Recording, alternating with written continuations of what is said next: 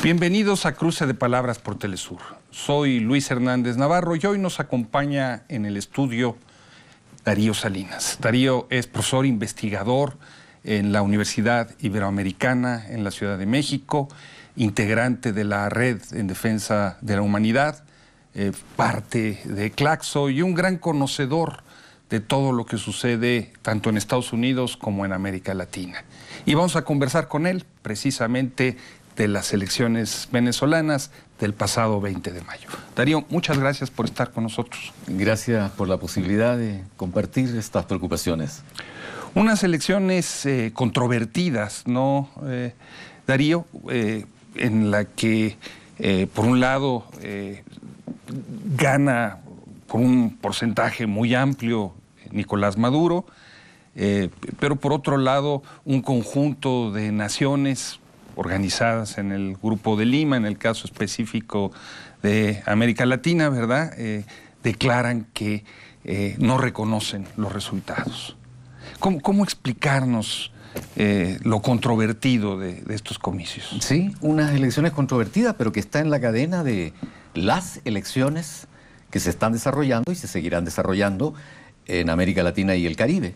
Y esta efectivamente es una muy singular batalla electoral en la medida que estuvo precedida por una colosal campaña de propaganda, no todas buenas, no todas democráticas, no todas favorables para un juego electoral y que efectivamente dan un resultado triunfador al candidato oficial de la Revolución Bolivariana y que fue efectivamente desprestigiada desde un principio. No solamente fue puesta en tela de juicio la expresión numérica de los escrutinios, sino su propia convocatoria, de manera que ya venía precedida del desarrollo de un itinerario muy largo, pero además también sistemático. Un escenario electoral en el que participa una oposición, o las oposiciones, o una parte de la oposición, pero también en medio de un cerco internacional en el sentido incluso estrictamente informativo.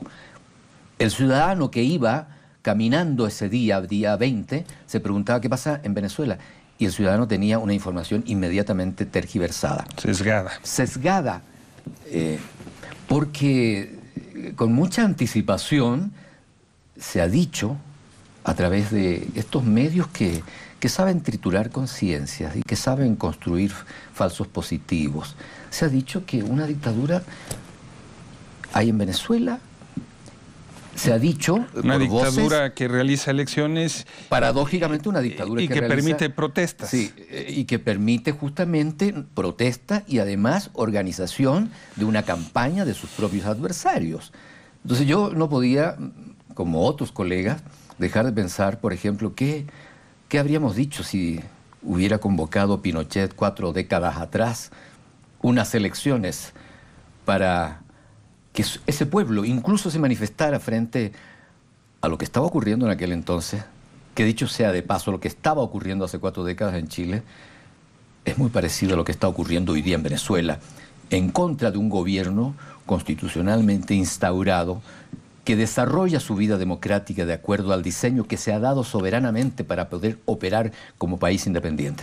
Tú naciste en Chile, aunque ya tienes 4 décadas viviendo y enseñando en México. Has estudiado, conoces bien lo sucedido con el presidente Salvador Allende. ¿Encuentras algún parangón entre cómo se organizó el golpe de Estado en su contra y cómo se actúa en contra de la Revolución Bolivariana? Me parece que el paralelismo entre el desarrollo del proceso en contra del programa de la Unidad Popular, sus 40 medidas, encabezado por Salvador Allende, es muy similar a los desafíos que enfrenta hoy la Revolución Bolivariana encabezada por Maduro. Uno puede decir 4 décadas, bueno, son 4 décadas muy importantes, Pero son 4 décadas que, no obstante el tiempo transcurrido y no obstante las singularidades de los dos procesos, se enfrentan a los mismos desafíos, a las mismas presiones, al mismo boicot. La historia política de América Latina hoy conoce por los documentos desclasificados. Ojalá que no tengamos que esperar 4 décadas más para saber todo lo que tenemos que saber hoy día de Venezuela. Pero hoy se sabe fehacientemente que en la oficina oval, reunida por el presidente, convocada por el presidente de entonces, Richard Nixon, su inefable secretario Kissinger, el jefe de la CIA, y quien dirigía en ese momento las responsabilidades fundamentales desde el Departamento del Tesoro, dice el presidente norteamericano, palabras más, palabras menos, pero la idea central, refiriéndose a Salvador Allende y a Chile: hay que hacer gemir de dolor a esa economía. Y tú dices, está queriendo hacer es una sentencia daño a Venezuela. Es una sentencia de aquel entonces que culminó con un golpe de Estado, y todo lo que sabemos es una sentencia que hoy se replica contra Venezuela. No hay que olvidar que Venezuela enfrenta hoy el proceso democrático venezolano. Uno puede tener muchas objeciones y muchas conceptualizaciones sobre la democracia, pero es un proceso democrático, como los otros de procesos democráticos de América Latina, a su medida y de acuerdo a sus particularidades. Pero ese proceso democrático enfrenta una guerra. Y me atrevería a decir que esa guerra tiene en su diseño agresivo, bélico, 2 teatros de operaciones. El campo económico-financiero, y para decirlo de una manera muy simple, la mente de la gente. El pensamiento, las percepciones de la gente. Ese es otro teatro de operaciones. La guerra de las mentes y los corazones. La guerra de las mentes y de los corazones. Y esos 2 teatros, esos 2 escenarios, por cierto, son 2 escenarios construidos, que no surgen al azar como saldos casuales de un conflicto. Son construidos, son pensados, son proyectados, como toda guerra, con estrategias, con escaladas, con diversificación de tácticas, de diversas presiones, y causan daño, profundo daño. Causa daño y causa dolor, porque efectivamente en esas 2 guerras finalmente van asfixiando las posibilidades de autodeterminación, pero también van asfixiando en términos concretos, cotidianamente, la operación de un país. La operación, hagamos de cuenta qué le pasaría a un individuo de este siglo XXI si le dijeran: a partir de mañana usted queda sin tarjeta de crédito, aunque sea un modesto ciudadano. Imaginemos lo que significa eso para un país como Venezuela, o para cualquiera de nuestros países. ¿Qué es lo que está ocurriendo? Bloquear sus activos para evitar que se traduzcan en instrumentos de operación hoy día en este mundo de transacciones abiertos a la comercialización, a los entendimientos, y lo dejan privados de una cosa fundamental: la posibilidad de asegurar la necesidad de ingreso por concepto de divisas para la compra de insumos fundamentales que requiere una economía para su desenvolvimiento y para responder al desarrollo de su país. Y esto tiene un impacto, por eso decía que también es doloroso, tiene un impacto inmediatamente en la gente. ¿Y tuvo impacto en el proceso electoral, Darío? Yo creo que, a propósito del proceso electoral, hay que hacer un ejercicio de sociología electoral. La gente no responde mecánicamente a una bandera de lucha, ni responde mecánicamente ante una amenaza.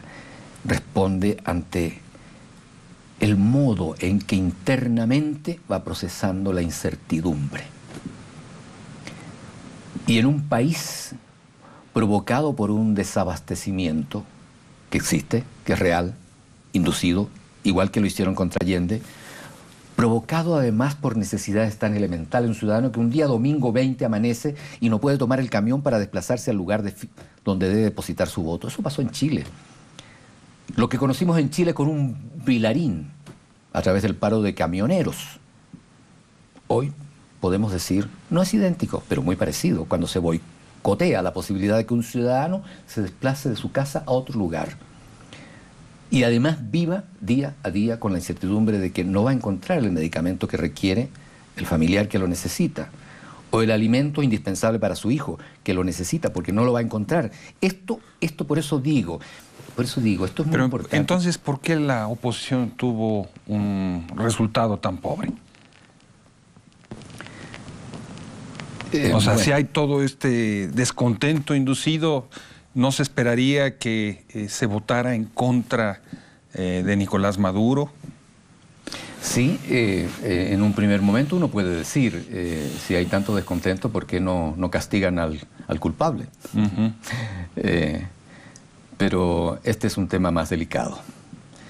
El culpable tiene enormes bondades, tiene enormes atributos.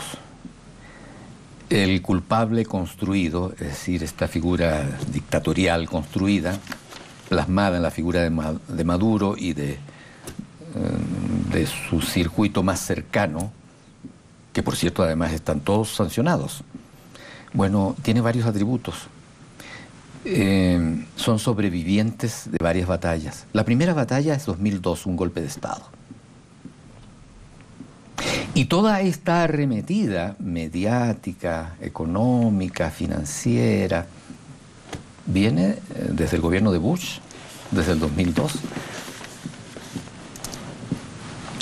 Estamos hablando de 16 años de agresiones. Estamos hablando exactamente de 16 años, casi 2 décadas, de sistemática agresión, cotidiana agresión. El que habla, por razones de su trabajo en la academia, ha estado varias veces en ese país y tiene puntos de comparación, cómo era Venezuela antes y cómo es Venezuela hoy.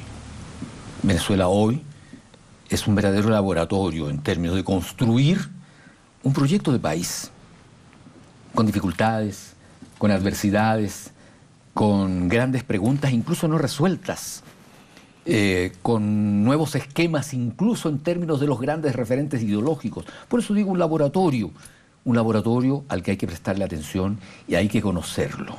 Un laboratorio. ¿Te parece si hacemos una pequeña pausa con esta idea y ahora regresamos? Y a ustedes, amigos, los invitamos a que continúen con nosotros. Volvemos en muy breves instantes.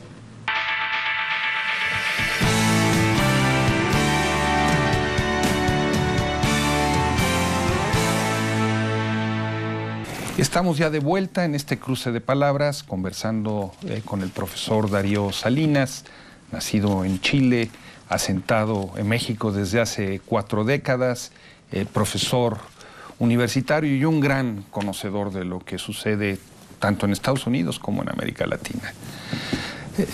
Darío, en estos comicios votaron 9.300.000 personas, más o menos que en comicios anteriores. Y se ha manejado en distintos medios que el gobierno que emerge de esa votación pues no puede tener legitimidad porque hubo una enorme abstención. ¿Es cierto que hubo esta gran abstención?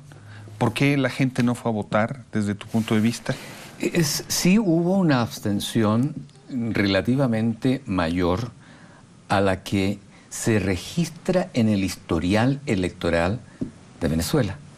Desde el punto de vista de la sociología política y particularmente de la sociología electoral, es muy importante ver una contienda en el contexto de su desarrollo, de su cadena de prosecución, respetando la índole del mismo ejercicio electoral. Entonces, estamos hablando de la 24ª votación en 19 años. Es decir, tenemos ahí un espacio temporal perfectamente acotable para el análisis. Si uno construye ese comportamiento, es decir, el electorado, es decir, el padrón, votos válidamente útiles y el comportamiento por tiendas, efectivamente, hay una disminución relativa en esa curva, que además es una curva que indica niveles muy superiores al promedio latinoamericano. Indica una curva ascendente cuyos puntos marcan por arriba del promedio latinoamericano. Es decir, hay mayor participación en el sistema electoral venezolano que en los otros países latinoamericanos. Particularmente me voy a referir al Grupo de Lima. El Grupo de Lima, los que han impugnado la docena de países más Canadá, dejo a Canadá, pero la docena de países, los 13 países latinoamericanos que suscriben ese llamado Acuerdo de Lima. Bueno, si uno ve los acuerdos, el mismo ejercicio en estos países, en promedio están por debajo, desde el punto de vista de la tasa de abstencionismo, en promedio está Venezuela por debajo de la tasa de abstencionismo que registra globalmente estos países. Y por arriba, en términos de su índice de participación. El índice de participación es el electorado que vota y que se registra después de dejar los nulos y los blancos, sino aquel quantum electoral válidamente registrable. Entonces, es cierto, hay una disminución. Y hay una disminución también respecto de las elecciones del 2013. No obstante, en estricto sentido estadístico, sigue siendo el país con mayor participación en promedio dentro del contexto electoral latinoamericano. Ahora, en segundo lugar, yo quiero decir la implicación política de esta sociología electoral. Y yo creo que en política es muy importante lo que se invoca y la premisa desde la cual se parte, porque de lo contrario estamos en una guerra de todos contra todos y es la selva misma. Países como Chile, porque yo he vivido en Chile y una parte última de 4 décadas en este país al que quiero mucho, que es mi otro país, México. Pero Chile viene de un proceso de abstencionismo muy grande. El reciente candidato electo, Sebastián Piñera, obtiene, en términos de votos válidamente reconocidos, para conformar su quantum de mayoría, 27%. 11 puntos porcentuales por debajo de Maduro. Sin embargo, su Cancillería ataca a Maduro en términos de que es un proceso ilegítimo, en términos de que no hay participación, en términos de que no hay convocatoria, pero no solo desde ahora, lo ataca desde la reunión en Lima, es decir, desde el encuentro de las Américas. O sea, esto viene desarrollándose, y cito a Chile porque finalmente Chile está jugando hoy un papel muy protagónico, muy importante, junto con otros, entre ellos México, en el sentido de crear este cerco informativo. Llamo cerco informativo en el sentido de jugar con la mentira, es decir, hacer de la mentira un ejercicio de la política, lo cual es deleznable en cualquier parte del mundo. Es decir, pero eso ha venido ocurriendo. Entonces se construye estas supuestas verdades y se propaga. Y cito por eso expresamente la experiencia de Chile. Y ya no se diga de otros representantes en el Grupo de Lima como que ni siquiera están en el gobierno como producto de escrutinio, como el señor Temer, por ejemplo.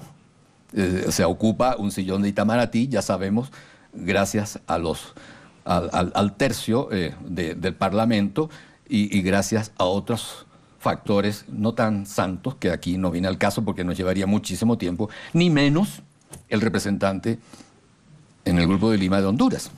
Entonces, esto vale, es decir, esto es parte de los alcances reflexivos que hay que hacer a propósito de esta inquietud. En los medios se ha venido construyendo la imagen del presidente Nicolás Maduro como de un hombre tosco, poco hábil. Sin embargo, ha resistido los intentos de golpe de Estado, ha ganado procesos eleccionarios, convocó a iniciativas exitosas como el de la Asamblea Constituyente. ¿Cómo contrastar esta imagen que se le ha venido elaborando con los resultados de su gestión? La imagen construida me parece que tiene un importante trasfondo. Si yo dijera, hay un premio Nobel que no aporta a la democracia latinoamericana, sino quiere darnos lecciones de democracia y cómo hay que votar, incluyendo en México. Bueno, ahora ya hay 2 premios Nobel, alguien que pasó recientemente también por Naciones Unidas, que piensan más o menos parecido. Entonces, yo creo que más allá de la persona hay que pensar ¿qué están proyectando esas visiones? ¿Qué están construyendo, proyectando y representando? Y yo creo que Maduro, más allá de su singularidad personal, Maduro está expresando el sentir de un país. Hoy diríamos que el sentir de una parte muy importante del país. Está representando a una institucionalidad que merece ser respetada, como todas las institucionalidades latinoamericanas. Está representando a un diseño político que merece ser respetado. Allí hay partidos políticos, allí hay poder popular, allí hay ministerios, allí hay una unidad cívico-militar, allí hay instituciones castrenses. Es decir, no estamos frente a una colonia, estamos hablando de un país soberanamente constituido. Por lo tanto, su ejecutivo es expresión de todo esto. Cuando a mí me preguntan, ¿qué piensa usted de Donald Trump? Yo digo, bueno, Donald Trump representa a su sistema político, representa a ese colegio electoral, a pesar de la mayoría que no votó por él. Representa a un país. Y prefiero hacer una teoría del poder cuando me refiero a los mandatarios, porque no nos lleva muy lejos centrarnos en aspectos o en aristas personales. Hoy más que nunca en América Latina tenemos que preguntarnos cada expresión a qué está representando, qué está proyectando. Y yo creo que Nicolás Maduro hoy día representa además una herencia histórica. Detrás de Maduro hay una larga historia latinoamericana. Detrás de Maduro hay un pensamiento bolivariano. Detrás de Maduro hay una construcción renovada de la política latinoamericana después de los grandes desastres y de las grandes caídas de las catedrales y de los referentes mundiales, el chavismo. Es decir, hay un laboratorio hoy de desarrollo político, de impulso a las experiencias democráticas, no solo bajo nuevos ropajes, sino con nuevos contenidos. Entonces hay que estar muy atento. Nada de lo que tenemos enfrente es definitivo. Darío, se realizaron ya las elecciones, ya tomó posesión Nicolás Maduro. Hay un conjunto de países, incluida la Unión Europea, que han expresado su desconocimiento al proceso. ¿Qué escenarios prevés tú para Venezuela? Sí, ojalá tuviéramos una bola de cristal, pero creo que hay varias cosas que se pueden considerar en la proyección de lo que viene. Primero, en estos dos teatros de operaciones a los que quise referirme anteriormente, yo creo que en el plano de las agresiones económicas se han tomado medidas inmediatas en términos de hacer, que venía desde antes, pero que ahora se fortalecen. Por ejemplo, incrementar la producción de barriles diarios. Eso me parece que es importante, no va a solucionar, pero es un elemento de contrapeso. El incremento que se proyecta hacerlo pronto, no sabemos calendariamente qué significa pronto, es 1/3 de barriles que ingresará al mercado de petróleo pronto. Eso es un elemento muy importante. También hay que considerar que Maduro tiene en el concierto internacional muchos aliados, o por lo menos no todos, hay franjas que no son enemigas. Rusia, China, Irán. Esos tres países que son muy importantes, además de países latinoamericanos, Cuba, obviamente, como sí, Cuba, Bolivia, El Salvador y otros. Es decir, me parece que estos son elementos, son activos políticos, son recursos políticos que van a jugar en la balanza. Yo no veo un escenario en lo inmediato, un escenario catastrófico. Veo que estos son elementos que se van a activar. Y el otro elemento también es el reconocimiento, que me parece muy importante. Si algo existe en nuestros gobiernos es la incapacidad para asumir el espacio que le corresponde a los errores políticos. Uno de los elementos centrales en la toma de posesión, en la primera expresión formal de toma de posesión, es: aquí hay errores. me parece que un reconocimiento. es un reconocimiento importantísimo, porque no es una mirada voluntarista, exitista, sino más bien de realismo político, en el mejor sentido del término, para asumir los ingredientes de un diagnóstico, para rectificar errores, para enrumbar lo que no ha funcionado bien y para articular mejor las fuerzas capaces de acumular el dispositivo defensivo de los logros de la Revolución Bolivariana. Y el otro elemento será un trabajo internacional muy grande.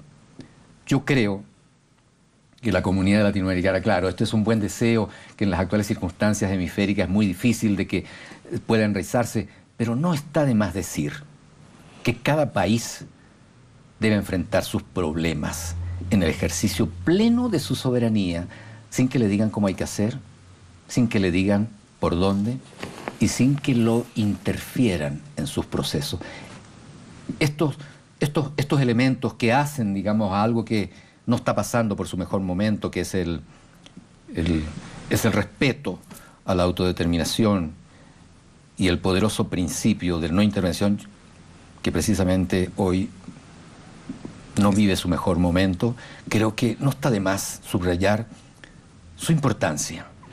Darío, muchísimas gracias por estar con nosotros en este cruce de palabras, y a ustedes, amigos, amigas, muchas gracias por su amable participación el día de hoy. Ya saben, los esperamos la semana que viene aquí por Telesur.